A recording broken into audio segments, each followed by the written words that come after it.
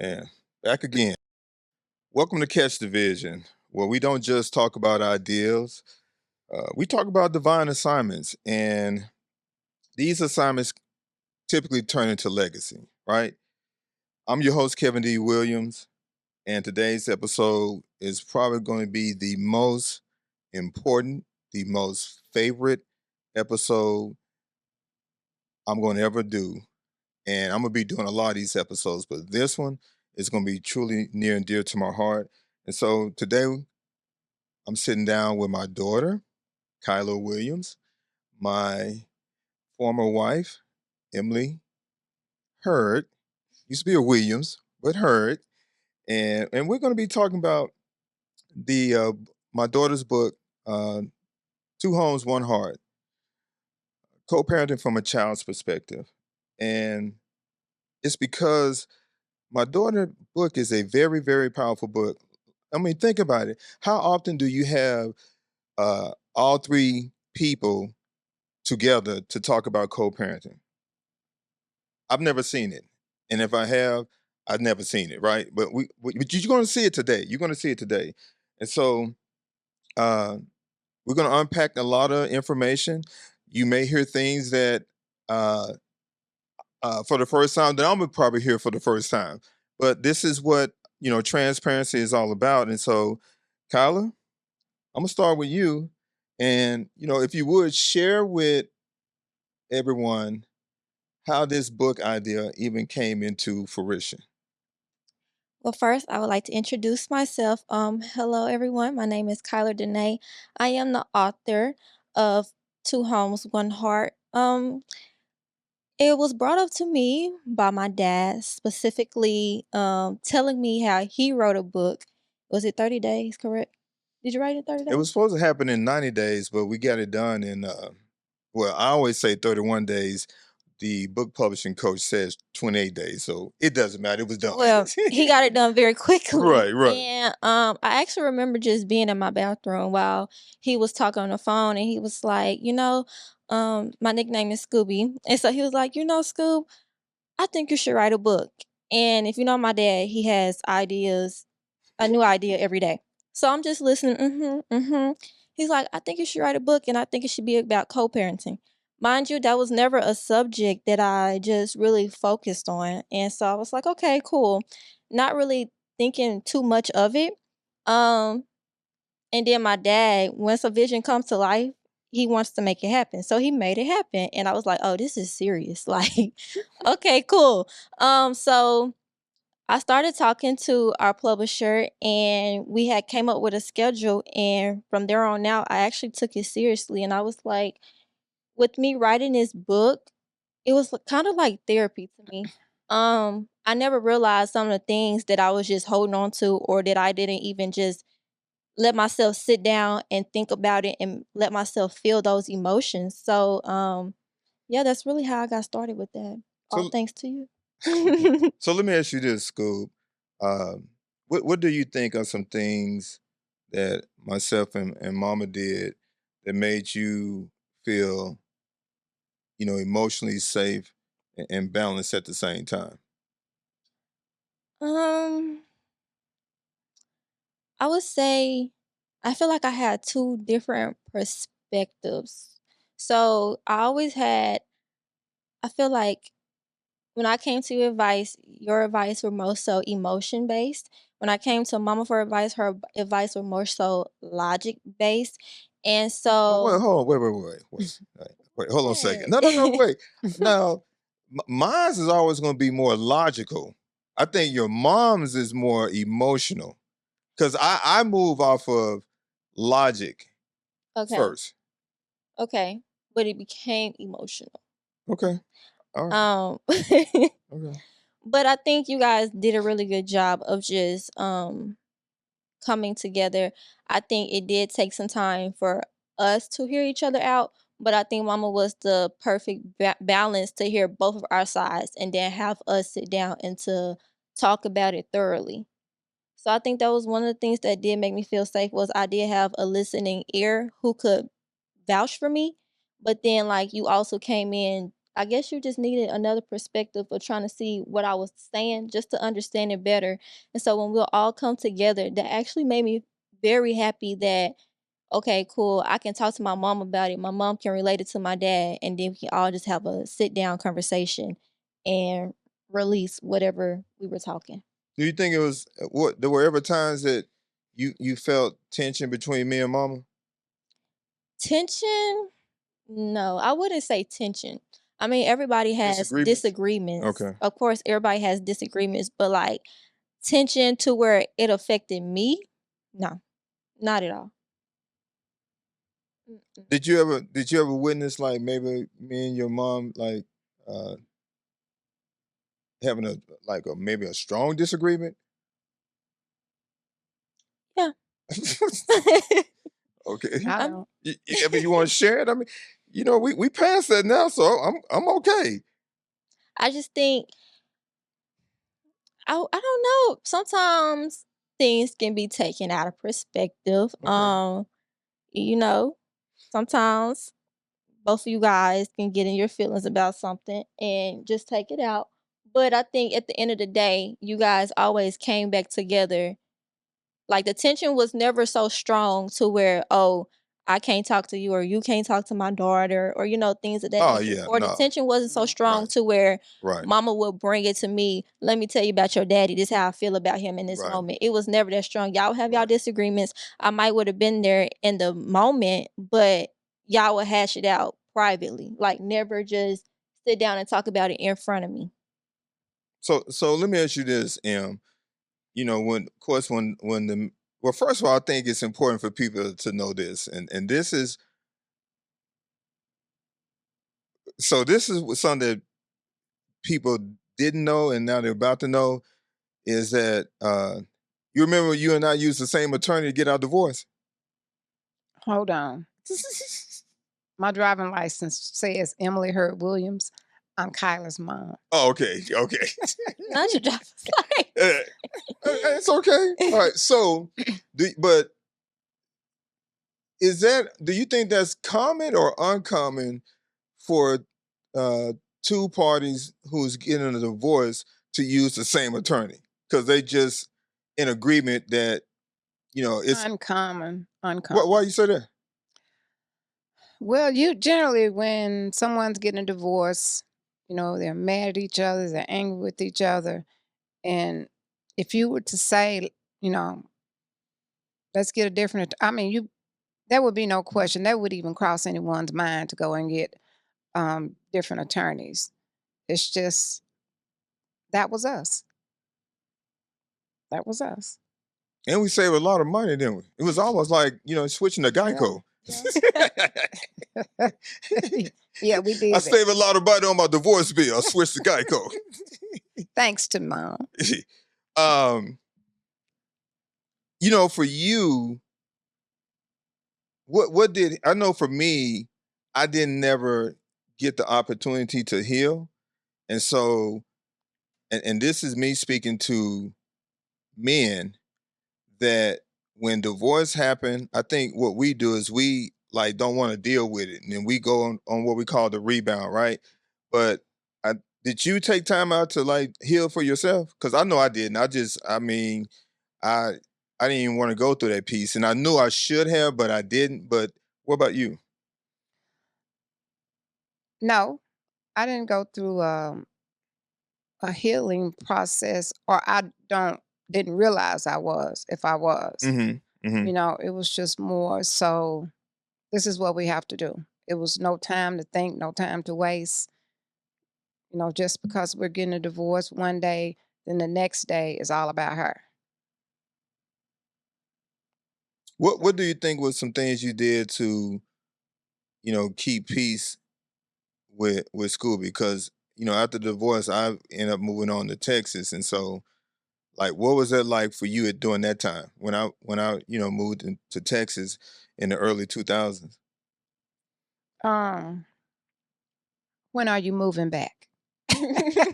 Well, I mean, at this point, there was no uh there was no well, Well, I didn't intend to move back.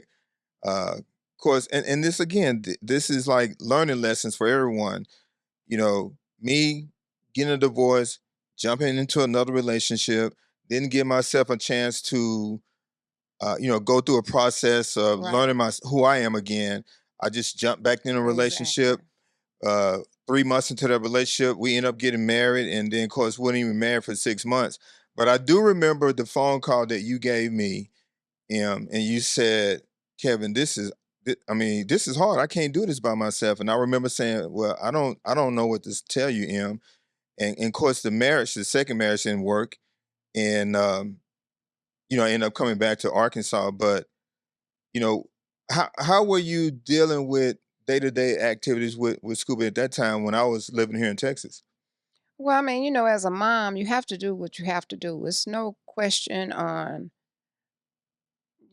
who's going to do this or who's going to do that. If you're not present, then of course, it falls on me to do whatever it is needs to be done. School, whatever extracurricular activities that she's in. I mean, you just have to take it and go with it. Can I speak? Mhm. Yeah. So, no, my memory, it goes a long, long way. And I think I actually, how old was I when you moved to Texas? Mm, I think well, Probably you was about going into 6. pre-K, wasn't she? Was in pre-K at that time? I mean, Mm-mm. Mm-mm. she was entering pre-K I because I was came back down for her pre-K prom. So How old whatever. was I when I first flew on the I plane by think myself? I was old enough, Well, you around was, no, I 'cause mean, I 6. remember that. I yeah, think but maybe 6. 6. Okay. Okay, so it's very funny because you asked mama like how was she handling things, and I just remember like so vaguely of like the village that came and like just helped mama with me. Hmm. Just because I knew that she had, well, I didn't know, but just because I think they understood that she was still a single mother of two other children. And I just remember like granny coming to pick me up after That's true. school. And giving me baths, making sure that I was ready for bedtime by the time mama got off. I remember Auntie Chick coming, making sure I was good, picking me up. Me spending the weekends with her, going to church. That That's was my true. first address I learned. I just remember those things. And then mama never told me like, oh, these are the people that'll take care of you because your daddy isn't coming back or doesn't want to come back to Arkansas. So to me, it was never like, oh, my daddy doesn't want to come back. Mama never like, raised that into me. It Hmm. was just like, okay, I'm probably just gonna have my child focus on other things. And I think something that else that helped was like, yeah, I know my dad's in Texas and I still had like so much love for you because I knew like, okay, I'm gonna be visiting my dad soon. Like it was never so much as where mama, I think nowadays parents will have their child hate their other parents so much because they're not there. Like, oh, your dad's Mhm. not coming today. He Hmm. doesn't want to see you. Like mama never like brought that up to me. It was always just, other family members stepping in and picking up That's true. where she left off, basically. Hmm. Hmm. So Mhm. I just wanted to add it because I do remember those times like Granny come pick me up in that Chrysler, baby. She was True. coming. Right. Okay. She was Right. coming. So Well, it's true. It really was a village, and I mean mhm. that's what it takes with anyone. You have to have a village, somebody to step in for this, someone to step in for that. Especially when you're in your profession or whatever. It's hard when you're single and have to juggle those things.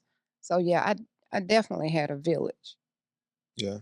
And I think when the second marriage was dissolved, and I told you I was coming back to Arkansas, and of course, a marriage, boy, I'm telling you, that's one of the getting a divorce would leave you with nothing. Okay. And so to come back to Arkansas with just the truck I had when I was here in Texas, and on hard times and everything, and of course that truck ended up getting repossessed, and I I mean, remember you that. could have simply said, Kevin, I don't know what to tell you, but to extend your extra vehicle so I could take Scooby to school and stuff every day. That right there speaks a lot about uh, you know, uh, being a grown up, right? You know, you can be older, doesn't mean you're a grown up, right? Mhm. And so to do that for me, so I could get Scooby to school and all that kind of stuff. You know, talk about that. Like, is it normal for uh for a parent, especially the male parent, to have their child uh I don't want to give a percentage of the time, but I knew you was, you as a hairstylist, you were at work a lot, and I think you had said that you didn't want Scuba to be a beauty shop baby or something like Mhm. that. So talk about that. Well, okay, so the reason for the vehicle was, like you said, to make sure that, she was able to get back and forth to school and whatever else she needed to do. So, I mean, I wasn't the type of person to say, well, you're just gonna have to figure it out. You're gonna have to go get you a vehicle, you got to blah, blah, blah. I just figured that when you were able to, I knew you weren't able, else, you would have had your own vehicle, but I knew you weren't able to do that. So that was the reason why I offered my vehicle. Now, as far as her being a beauty shop child, it's hard. It's hard on children. My first two, they had to do that a lot and they didn't like it because they were there after school. They had to come and sit and wait. And then, while I'm trying to work, they're complaining about they're hungry. And, it was just a lot. Then getting off late and them having to go home and get ready for school. So it was like a vicious cycle that was that just wasn't good for them. And I didn't want her to have to go through that. I wanted her to be able to go home and able to do homework without having to be at the salon and, Hmm. being able to have dinner at a decent time, go to bed at a decent time, and what you would consider a normal life. Right. And I think it's important to address, and then when I'm done, Scooby, whatever questions you want to ask us, uh, I want you to ask those questions. The same thing for you, Em. Even during the time when I was, getting back on my feet, and let me just say this now: if you want to learn how to get back on your feet, I mean, like really, really learn how to get back on your feet. Miss some car payments. I promise you, you'll be back on your feet, right? But me getting back on my feet and not really having the necessary funds, like talk about why you were, willing to again step in and pay for some of the the extra activities that Scooby was you know wanted to be involved in and that type of thing. Talk about that. Well, I felt like, since you weren't financially able, if I had it, I always made sure that I stepped in. And the most important reason was because I wanted her life to be simpler. Hmm. I didn't want her to have to not be able to do it because you didn't have the finances or what whatever. I feel that more women need to do that.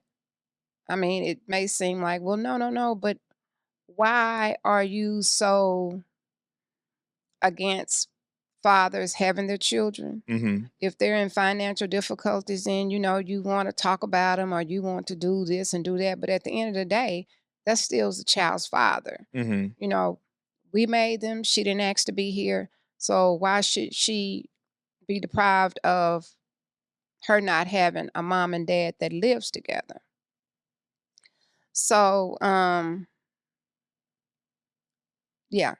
And as far as, finances, I mean, I've never asked for child support. And the judge ordered child Child support, support. and yeah. So why did you not press the issue? Because I mean, that's one of the I've never understood the men who want to be present in their kids' life are the ones who get the brunt of what Exactly. child support is and all this. But why did you not like call down the child support and say, well, I ain't got no money from him.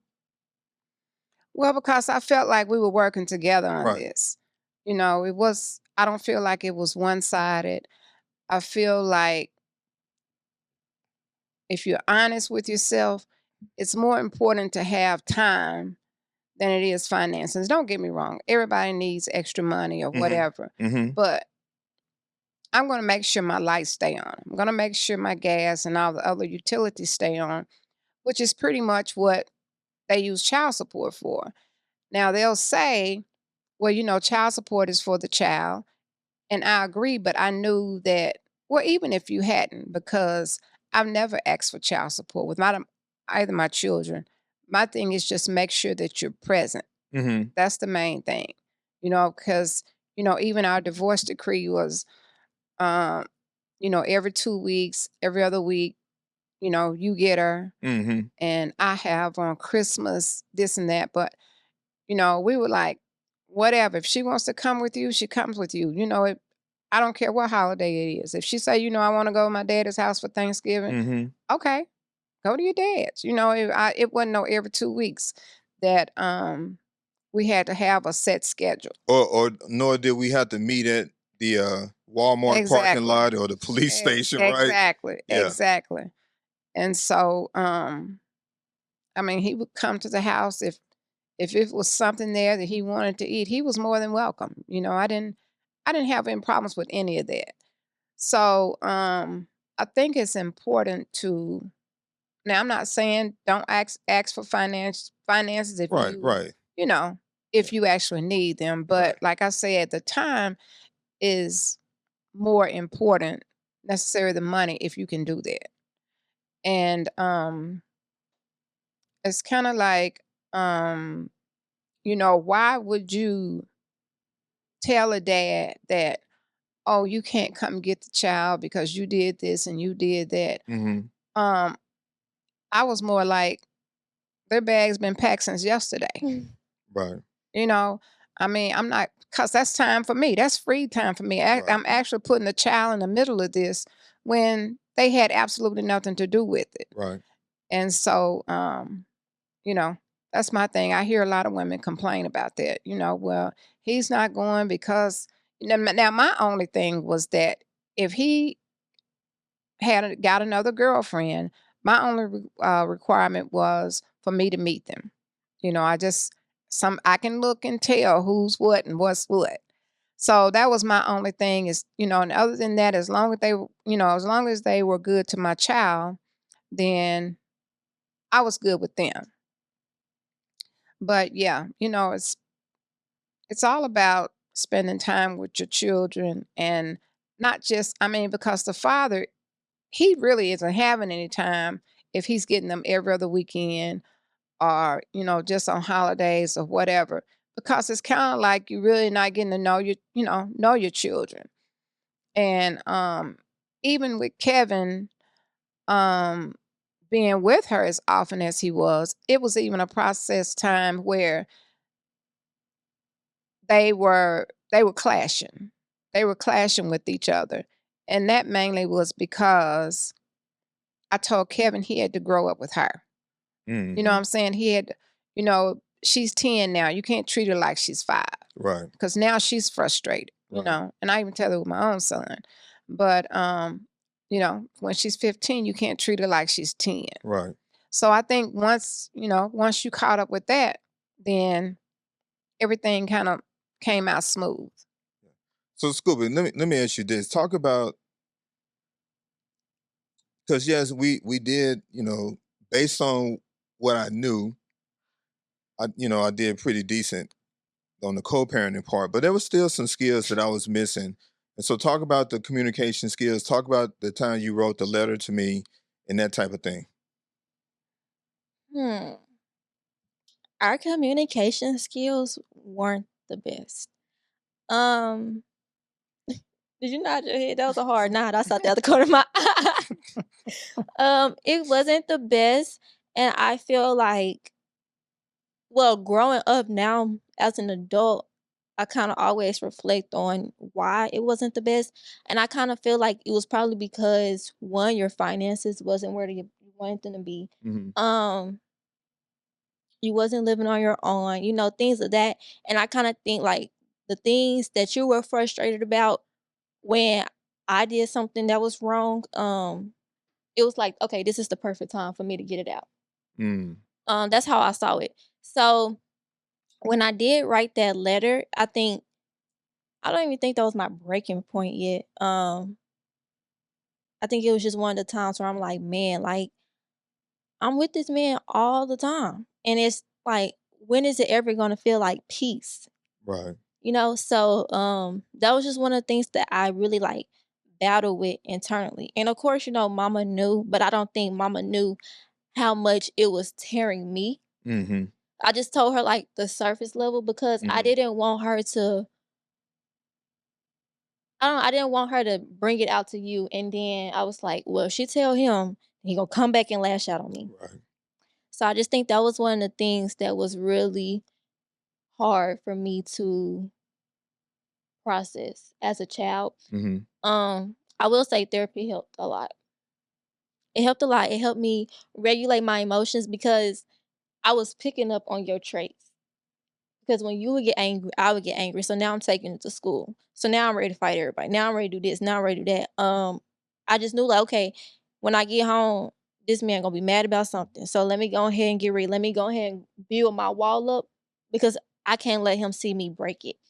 And me speaking on that, I remember a time where we made a promise that you made a promise that, you know, hey, Scoob, I see that I'm taking my anger out on you. Like, I promise I won't do that again. Mm-hmm.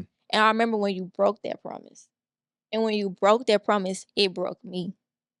And so I was just like, I don't, I don't know where this is going. And I remember that letter, and I think Mama still has the letter. I told her I want to No, I come got home it. for Christmas. No, the only thing I want for Christmas is to come home. Oh, really? You didn't get? I didn't get that letter. Mm-mm. Mm-mm. She still has it. Really? And that was my only thing on my Christmas. Like I got to Wow. come home. And And that so, probably was like 3rd grade, somewhere up in there, Mm. because that writing was completely different and it was hearts and please and Mm. yeah, begging, yeah, begging. And which made so, me feel bad but it was always my profession to make sure that, you know, we had what we had or we had what we needed to have. So I felt bad, but it all worked out. I can look back at that letter now and smile and say, you know, even though it was rough, we had bumpy roads, Mm-hmm. it still came out good. We're all here. yeah. And my friends and, you know, people on the outside trying to look in, they'll be like, you know, oh my gosh, you have it so perfect. Your mom always here, your dad's always here. Like, you know, my father's not in my life. And I used to always tell people he's physically here, but he's not mentally or emotionally here for me. Mm. So they'd be like, what do you mean? I'd be like, on the outside, everything looks peaches and cream. Mm-hmm. But on the inside, when I get home, Yeah. everything comes crumbling down. Yeah. And so that was just one of the things, like, when I was little, it was like, well, my father might as well be absent. Because even though he's physically here, he's not showing up for me as a child emotionally. Yeah. And you know, Scooby, that's because I didn't know what that looked like. And Exactly. you know, when me and your mom got married, uh, you know, her side of the family is truly a loving family, right? And I remember times when we would have to go over to your mom's mother's house, and I would drop them off. I would drop Kristen off, and I didn't want to go in there because I knew they was going to attack me with hugs. I was never used to that, and so you know that her side of the family showed me that, right? Because I never had that, and I'm not saying what my mama did was wrong. It's just Right. that's all she knew, right? And so that's all Mhm. I knew. But um, I'll never forget that time when we went to the Smoky Mountains in Gatlinburg, Tennessee, with Doctor. I'll just call him Doctor XYZ, but we but he really gave some insight between me and Scooby, right? My thing was I didn't know how to grow with her. I always kept her in elementary, even though she's now in middle school. And then when she got in, from middle school to high school, I was, kept her in middle school. So, I had to learn that. But what do you what was it you think, Scooby, that or at what point do you think things was beginning to turn around for you and I? When we both went to therapy, Mm. I could definitely see Mm-hmm. that you were learning ways to communicate. Mm-hmm. And I think it was so new to me that I always kept it short with you. Mm-hmm. So I think it was kind of hard for you to ask me questions, to get me to open up, because you're like, okay, my counselor is telling me this, my therapist is telling me this is how I communicate with my daughter. I'm trying to communicate with my daughter, but her wall is still up. Like my Mm-hmm. guard was still up because I'm like, I'm kind of iffy about that. Like now all of a sudden things change because I wasn't ready for that change, you know? Mm-hmm. But I had to learn how to communicate myself, and I had to learn how to regulate my emotions. Mm-hmm. And I think there were times where I was like, okay, I feel safer talking to him about certain things. So let me tune in. And so I think that was where things started shifting, because I know you were always like, well, you told mama this, but you ain't tell me this. And like I told mama, I was like, because she would listen and she would be slow to speak. But when I came to you about situations, I'm ready to try to, yeah. like I didn't even finish. Right. But now, since you already figured out your piece and tried to put the Right. puzzle together, Right. I'm done. I shut down. So I think that's where, things were, even though we was going to therapy, that's where we kept crashing at. Because I think, you were ready, but I don't think I was ready. Mm-hmm. And so we was on two different timings with things. And I think that what probably would have been very good for us was going to therapy together. Just so we could learn each other at the same time. Because we were going to two different therapists, so we was getting two different insights on things, And so, yeah. I think that's true, because just think how many fathers don't get a chance to experience that with their children because they aren't involved. So they don't really know what bothers them, or because when they have them, okay, well, let's go here, let's go to a game, and then they go back home, but they still don't really know their child.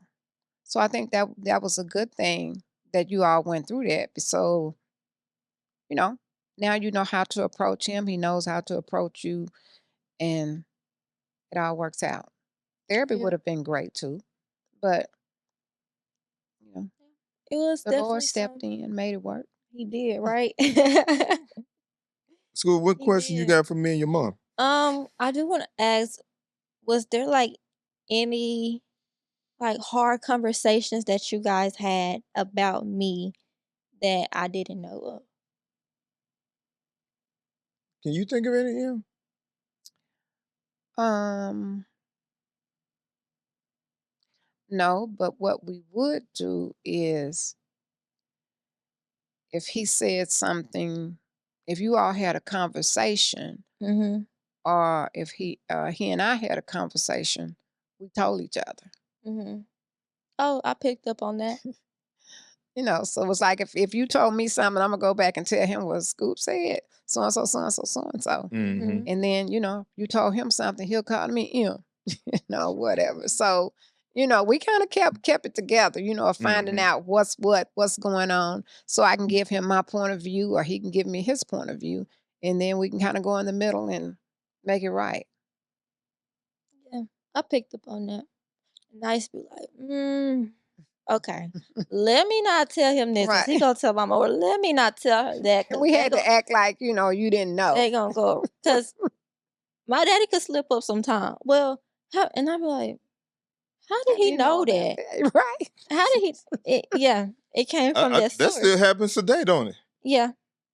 Yeah, it does. And not It with me. does. I keep it. Yeah, she tries.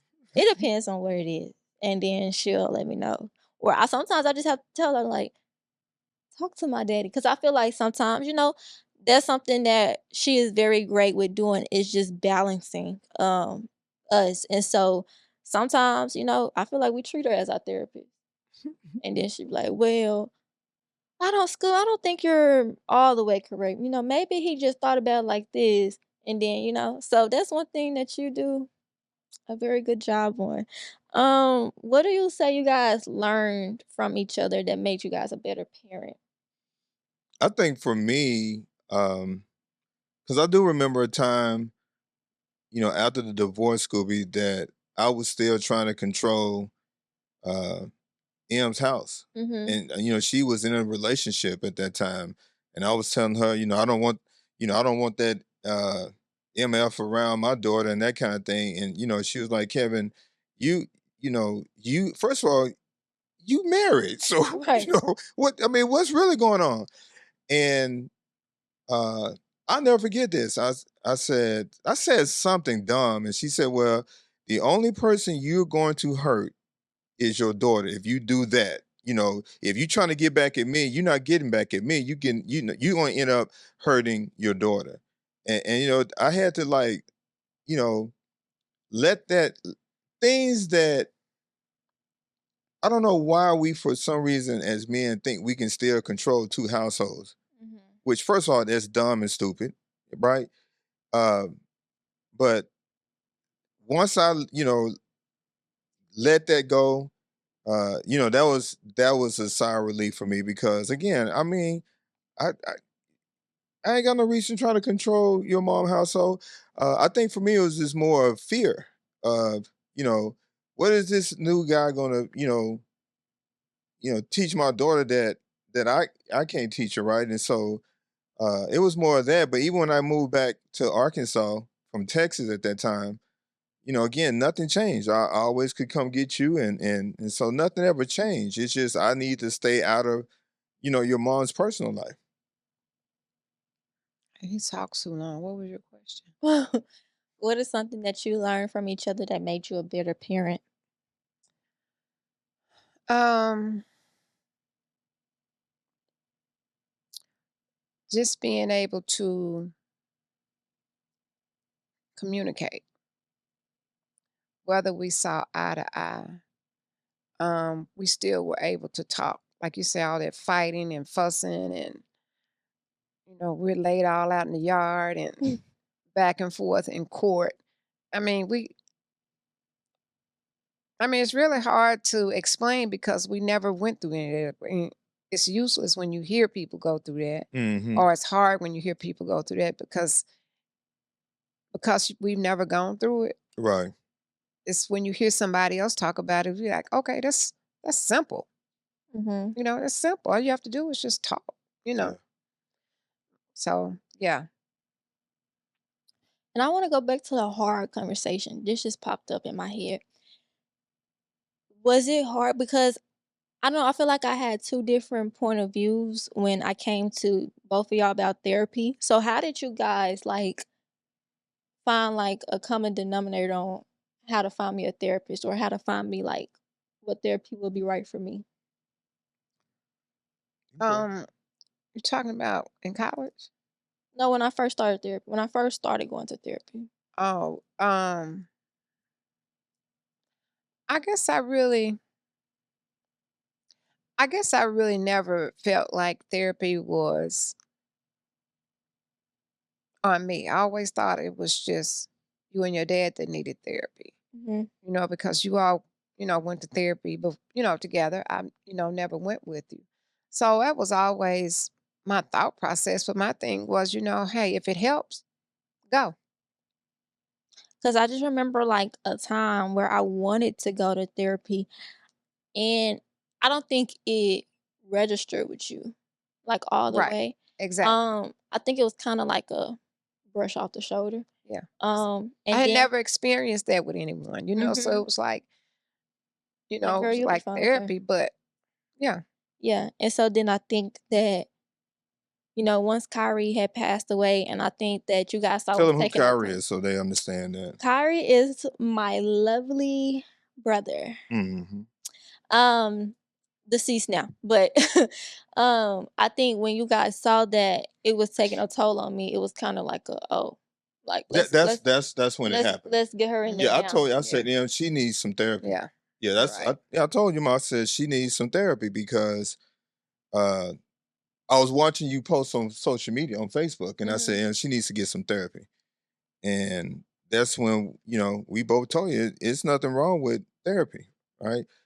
Contrary to the belief in our community that therapy is of the devil and all this other foolishness that we have in our community, but I think we're now beginning to open up more and understand that mental health is real and that no one is exempt from getting professional counseling, and so it was never an issue for us. Like I never said Scooby, you need to snap out of that. No, that's there are things that are beyond my scope, and I'm not finna try to figure it out. Yeah. Well, my thing was, well, what's wrong? I can talk to you about that. I can be your therapist. And she was like, no, Mom, you're gonna be biased. You're not gonna understand. And I'm like, okay. She said, whatever, if I tell you what's wrong, then you're gonna be like, well, blah, blah, blah. So she was right. She did what was best. Okay. And just have one more question before, if you have any questions, I'll pass it to you. Do you guys believe that raising me together was like part of like your shared purpose from God? I believe so because we're here now talking about co-parenting, and this is something that again have you seen people talk about co-parenting and how it can be healthy versus what we're normally used to? No, not to me. This is I never hear of it. Never heard of it. Matter of fact, I have clients that always ask, Emily, how do you all do this? You and Kevin need to write a book. Because they actually thought that, you know, We were still in a you and your relationship. dad, yeah, Yeah. you and our dad they Yeah. was like, no, he comes up here, you all talk. Surely. I said, no, it's all about hmm Scooby. And I said, if he wants to come up here and talk, I'm not gonna be like, you can't come up here and he's my child's father, hmm at the end of the day. So if he comes up, that's good. That's good. I need to see him anyway. Make sure he's sane. So yeah. Mm-mm. Um, So, Scoot, let's talk about the book. So, what made you choose this for your book cover versus choosing something else? um, honestly, hmm, for one, I didn't want to use another family for my book. Okay. Um, and I just remember when it was time for me to, you know, create my book cover. I was like, I had this picture. I remember I was trying to find it very hard. I Like, found it. I sent it yeah, to you. and Yeah. I was like, somebody has to find this picture. Or I was gonna like try to draw and recreate it, but every time somebody sees this picture, they be like, "Oh, like, how did you find this picture?" I'm like, "That's me," and they be like, "What?" hmm Like, this is nothing new. This wasn't a book that I made up. It's very nonfiction. It's not Right. fiction at all. Like, this Right. is literally proof that this book, everything in this book is truth. Like, there's nothing in this book that I just like, oh, let me make up a scenario so it can sound good or so that Mhm. people can understand where I'm coming from. Like, no, I wanted this picture to show you that this been happening since day one. hmm So yeah, that's why I chose that cover. Cause who do you know? What parents you know? Majority of parents when they take pictures with their child, it's not, It's especially always if the separate. children, Yeah. yeah, Yeah. especially you guys are divorced. It's not both of the parents with the child. Yeah. Um, Well, so like that speak even volume. I don't know if you all saw this, but uh, without giving names, but if I share the replay, you all know who I'm talking about. But it was during I think it was the last game of homecoming, and his two boys were walking on the field, and they was trying to, make sure that the mom would, walk alongside him, and he walked off to another direction. So even in that situation, like that, what that tells me is that whatever, and it's not to say that they're neither one are not bad parents, Right. but they're just not the parents who co-parent together and be on the same page. And what my message is that whatever has happened with you and your former spouse, that has nothing to do with co-parenting the kid or the Exactly. kids. Exactly. What's your take on that? Well, like I said, from the beginning, that was the whole thing after the divorce was that, okay, so now it's all about her. I wanted her to have the same experience that a child with two parents had in the home with two separate parents.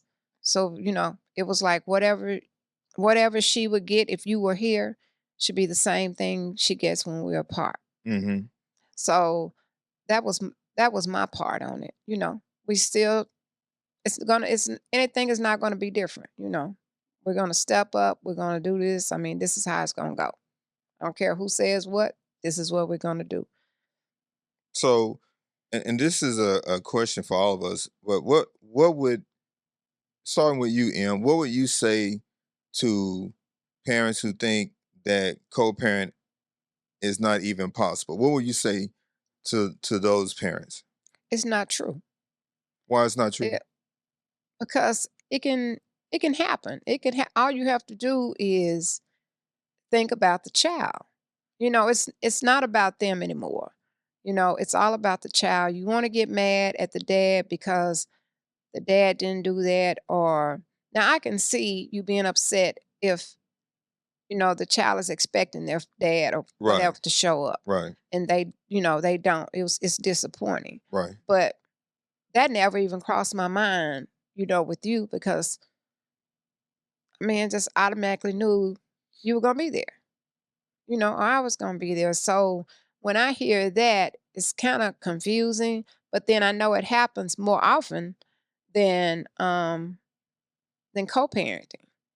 Yeah. So I would just tell them all you have to do is just do it, pray about it, and Lord will work it out. Because it was no special technique. We didn't read a book. It was just like this is how it's gonna go. What about you, School? What? Repeat the question. What would you say to parents that says, is co-parenting even possible? What would you say to those parents? I'll just be like, I'm living proof of it. Um, I think that a lot of people I talk to kind of wonder, and sometimes I think people don't be wanting to ask, but they kind of wonder, like, Mm-hmm. how did you turn into this person, but you had divorced parents? It was never about, oh yeah, my mama said this about my daddy, or my daddy said this about my mama, and me coming to my friends because my parents are arguing. They can't. I've never been like, my parents can't never get along. Um, my mama taking me away from my daddy. My daddy won't take me back home. I've never had that. So So hold the kid hostage. right. So nobody ever received the Amber Alert because he didn't come back. Right. But Exactly. it's definitely possible.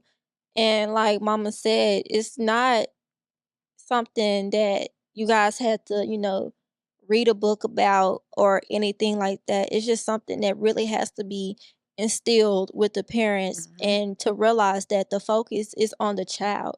I think that parents sometimes get clouded, like their brains and minds get clouded with, oh, well, you did this, you did that. And sometimes you forget that you guys created a child. You still mad Mhm. about what he did to you before the child came. Mm-hmm. And so if you just start thinking about the child only, I feel like sometimes it might even get easier.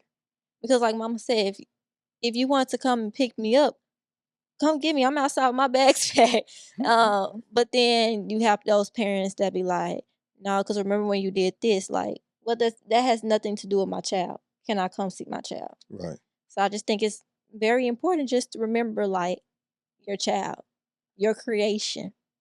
Focus on your creation. Right. I must also say is that Kevin was or is an exceptionally good father. I don't think I could have asked for better. Mm-hmm.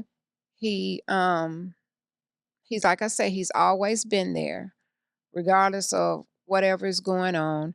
He was at her school 24/7, any activities, whatever it was. When I had to work, even if I didn't have to work, he was there. So, I mean, it was like when she was in school, he can walk in and, "How you doing, Kevin? How you doing, Mr. Williams?" That's because he subbed and they thought he worked there. Right. But when I walk in, it was like, "Ma'am, you have to show your ID." Right. Who are you? Who are you? Yeah, right. And this So, was in middle school that we're talking about when she was in middle school in Little Rock. elementary too. Yeah. Yeah. And so I want to share this because everyone heard about me making a rebound from this second marriage and getting finances, but there was a point where I did get back on my feet, and so I want you all to know that, like, damn, did Kevin ever shit? Right. Is he still homeless today? Right. No, But I'm not. regardless of that, he was still a good father. Yeah, Yeah. but even because I wasn't stable, I didn't have a stable living environment. The one thing that it did allow me to do, because I did not want to, go to work for someone, um, was to be more present in your life, to be at things that most fathers would not be able to be at. Mhm. Like when she was in, again, elementary school, at least every other day, I would bring your lunch, right? In middle school, I took on the role becoming the PTSA president, which stands for Parent Teacher Student Association, and I made a point to deal with some of the challenges that school had, but yet still be there. So I think had I been stable and worked a normal 9 to 5, and I'm not telling people to do this. This is what's for me. I don't think you would have had the things that I was there to kind of guide you through. And so, even in your relationship today, you've never ever brought any and every dude around me. The person who you're dating today is the first guy that you've ever brought around me. So that tells me how much I have instilled in you. And even the guy that you're currently dating, I mean, I think he understands that you have strong men in your life. Like, for most women, they're typically dating a man because they are a fatherless daughter, right? And they're trying to make up for what they didn't have in their life, and that's not the case for you. I've always said how beautiful you are. I've always told you how much I love you. Like, those are the things that when a man have a daughter, he has to do those things. I remember when you first turned 13, and I took you on your first day, right? And I told you anything that I have not shown you, right? Or everything I have shown you, that's what you should be shown. That's how a date should go. And so, I want to, give a shout out to your boyfriend today, because not only does he open the door for you, I pay attention. Oh, Not I only do does he open too. the door for you, he also opened the door for your mom. Mhm. He's very attentive to you, and so Respectful. I don't want him to, because I know he and I don't talk as much as he and your mom, but I do want him to know that uh, I see what he does and I appreciate what he does. And the only thing that I ask of him is, if marriage happened to happen, is what he's done with you in the very beginning, keep it up. Keep it up. When when me and your mom in the very beginning were dating, we traveled. Mm-hmm. When we got married, we traveled. The thing that caused, I think, for me, this is my own thought process. I think the thing that caused the divorce between you and your mom is that first of all, your mom is much older than me. Mm-hmm. She was more experienced than me. I was still young. Don't say doing, much. huh? Oh, Don't baby. say much. Doing dumb things, and it led to our divorce. But what's important today, and the lesson today is, even though our marriage did not work, it still worked with raising you. Mm-hmm. 100%. Yeah. Mm-hmm. Any closing comments? No. Just big shout out to both you guys for instilling so much into me. I really do appreciate it. I'm so grateful to have, one of the two most amazing parents in my life. And I really do thank you for pushing me every day, even when I feel like, gosh, I don't feel like posting today. Just pushing me and making sure that I thrive and making sure that I don't fall into the footsteps that you fell into, always showing me greater and better. And thank you. My mom, like I always tell people, I live two different lives. I had one where, I knew how to grind. I had one where I can sit down, she'll put the spoon in my mouth. So I do thank you guys 100%. Yeah. And so that's another episode of Catch the Vision. This time you had an opportunity to come inside as we unpack, what co-parenting is like. And again, our co-parenting journey was not perfect, Mhm. but it was not to the point to where we couldn't even sit here today. Mm-hmm. And so I think that's the message that we want you all to take away. And for those who want to grab a copy of her book, you can go to what's it, babe? What is it? www.oneheartcoparenting.com. Yeah. Now I don't, she know the website better than me, but She's just my manager. yeah, I just make sure that the book is in the hands of the people that really deserve it. And so again, be sure to grab a copy, or if you know someone that is having challenges with co-parenting, this is the book that can put things in perspective. So until the next Catch the Vision, catch the vision.